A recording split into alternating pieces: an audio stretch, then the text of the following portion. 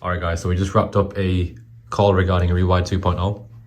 A lot of the planning is getting done for that now, so we can start filming in June. Mark's going to be flying over to Vancouver to film that and get it edited and properly done. And then, yeah, a lot of exciting times ahead. 1.0 already has everything that a trader needs, but Rewired 2.0 is more of an elaboration, more, I'd say, hyper-focused on the modules. And if you're a trader who, again, is looking to get funded, you failed multiple accounts, you just can't seem to get the concentration or focus that you need in your trading. You can't seem to overcome those psychological roadblocks. Every single thing is covered in there. There is no way on earth that when you go through Rewired 2.0, on top of what you've already got in Rewired 1.0, that you won't be able to get to the stage you want to get to as a trader. It's impossible. You know, that's granted that you understand the technical aspect of your system, that is. So we've covered all that as well. I don't want to give you guys away too much. Diving into a student's journal here, so I've got a coaching call coming up in around 20 minutes. I had another one in the morning as well, which is amazing. This is not a live position, this is actually just a ghost traded position on Germany 30 that I was just playing around with. So yeah, it's looking great for the day ahead. I'm going to be going to Thai boxing later, hitting the gym after that as well. Thursdays I don't usually train weights, so it's more of a strength training day. I might even hit the sauna as well. This here needs to get all done, as you can see. So I've got the wallpaper here. This is just lining paper really. I'm probably going to put on there and paint. Cupboards are going to get done.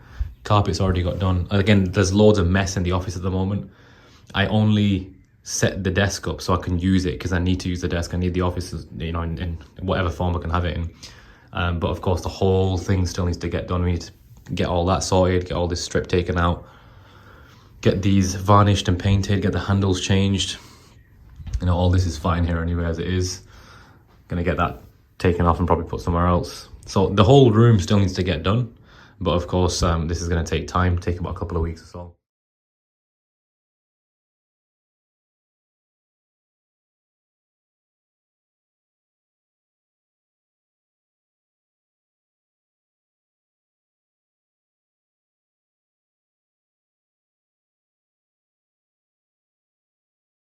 Alright guys, so just got ready for the Thai boxing now, as you can see. Got the outfit on. People have this thing about full-time trading that is some extravagant thing. Don't get me wrong, the act of trading is not. It's very boring. Trading can bring you exciting experiences, that's the whole point of it, but I'm not going to be going traveling every single week. I of course can. I'm actually going at the end of June to, I think, 3 or 4 different destinations that we booked for like 12 nights, so I'll be getting that on YouTube as well. But besides the point, you've got to get some purpose in check. For me, that's Falcon. We've got so many big projects and things that we're building at Falcon. Why would I want to be traveling every single week? It doesn't make sense. And what people also don't realize, in the paradigm of when you're not making money, of when you want to be in your trading, that seems like it's exciting, and it will be for a period of time.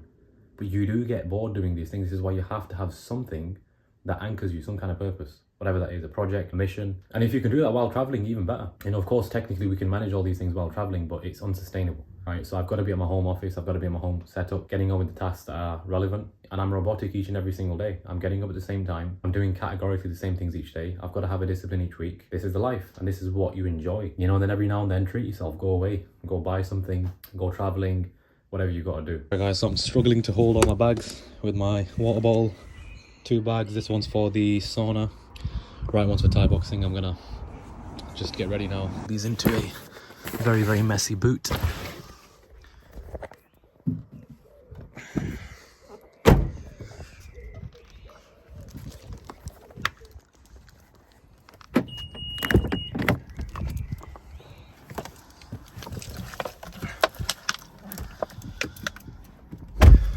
Right, let's go.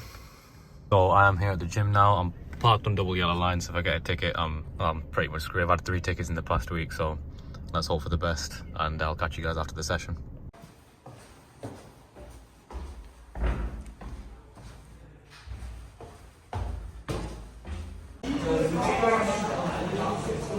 Well, as you can tell, just finished the session, did some pad work. Obviously I can't record at the gym because I am new there, so I'm trying to commit to 2-3 times a week training for Muay Thai. I stopped fighting around 2-3 years back, primarily because of lockdown. I had an injury as well.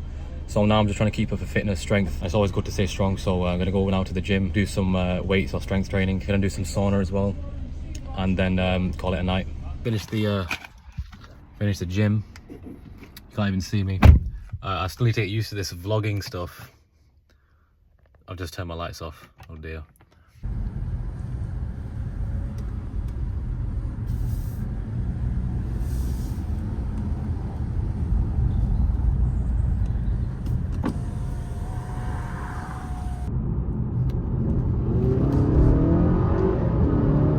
So something I'm very adamant on, guys, is patience and how to deploy it correctly as a trader.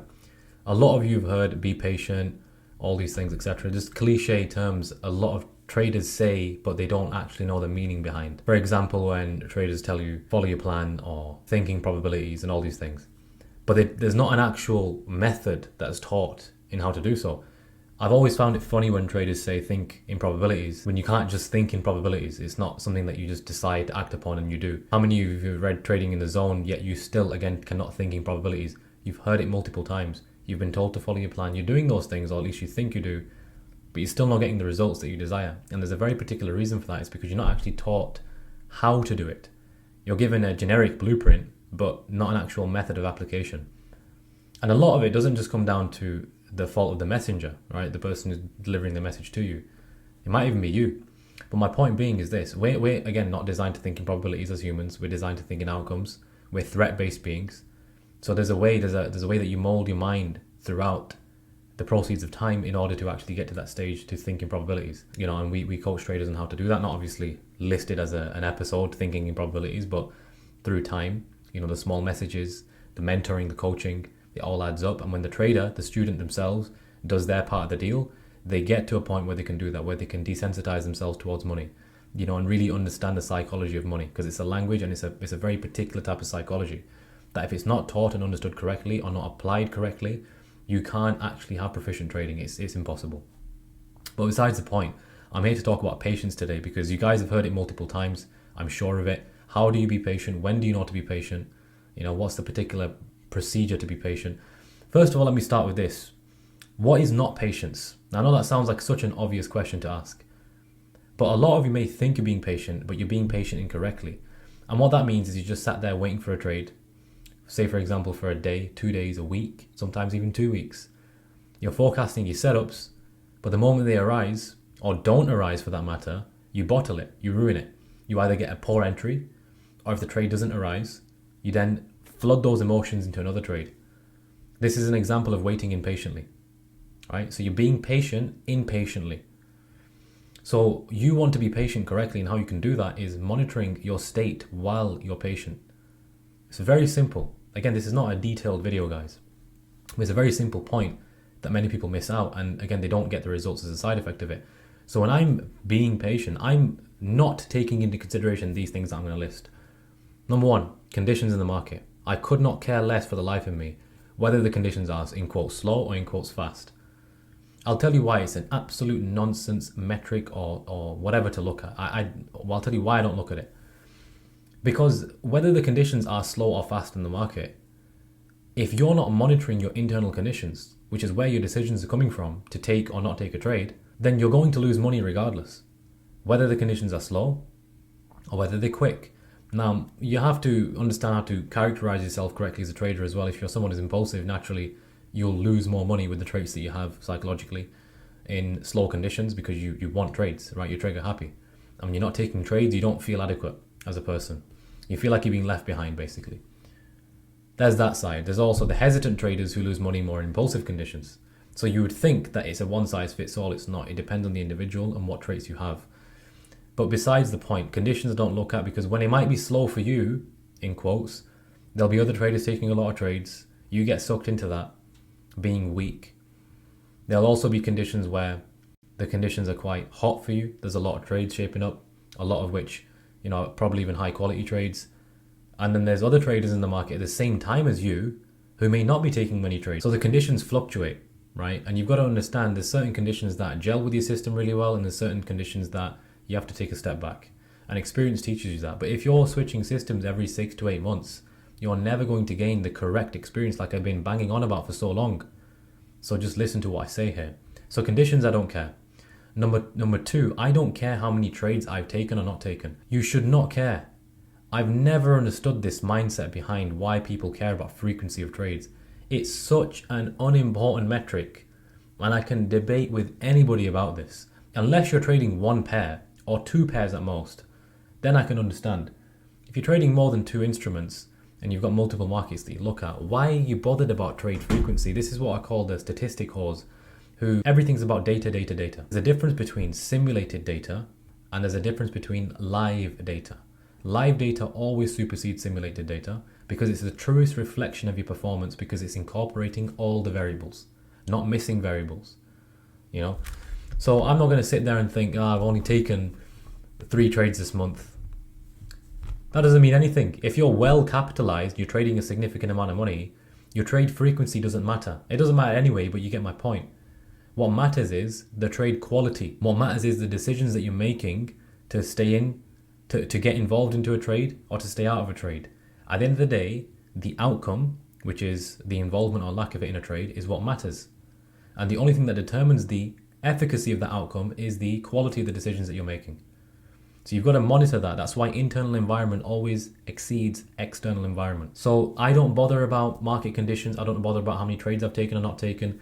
When people start looking at these things and they start looking at other traders taking trades and they start looking at the conditions, I've not taken many trades recently, and they start looking at everything outside, this is when they lose money.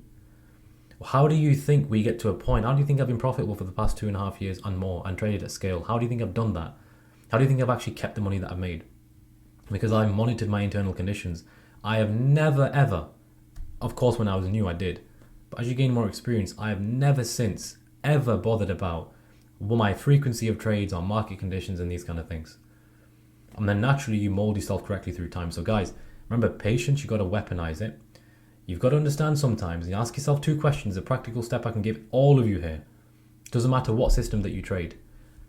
To ensure that you're on the right track, you only need to answer these 2 questions pre-trade. Number 1, does the trade fit your plan? Now, your plan has to be, of course, effective. Otherwise, what fits your plan or doesn't fit your plan is unimportant. Number 2, now that you know the trades fit your plan, ideally, what is the risk grading on the trade? Is the trade a higher risk position or is it a lower risk position? And if you don't know how to do that, you either don't know your system well enough or your system's broken. It's either or. So you've got to get to a point where you know your system to a point where you can categorize whether a trade's higher in risk or lower in risk. If you answer those 2 questions correctly, number 1, trade fits my plan, great. Number 2, the trade's low risk. Okay, great, I can take the trade. Boom, done. Or if the trade's higher risk, have you got the financial buffer to afford taking that trade?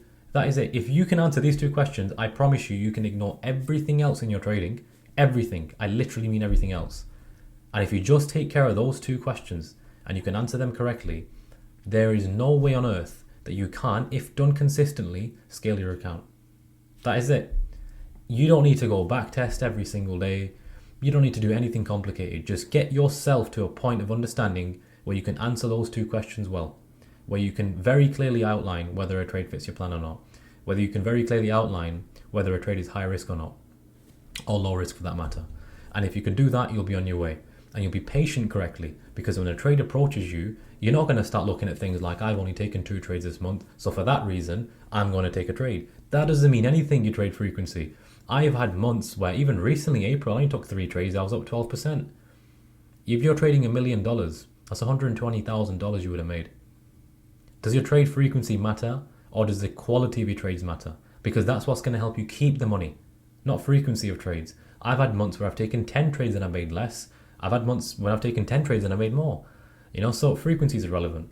Focus on what I've said in this video, apply it correctly, weaponize your patience well, and you'll find you'll be well on your way. And that's all it's about.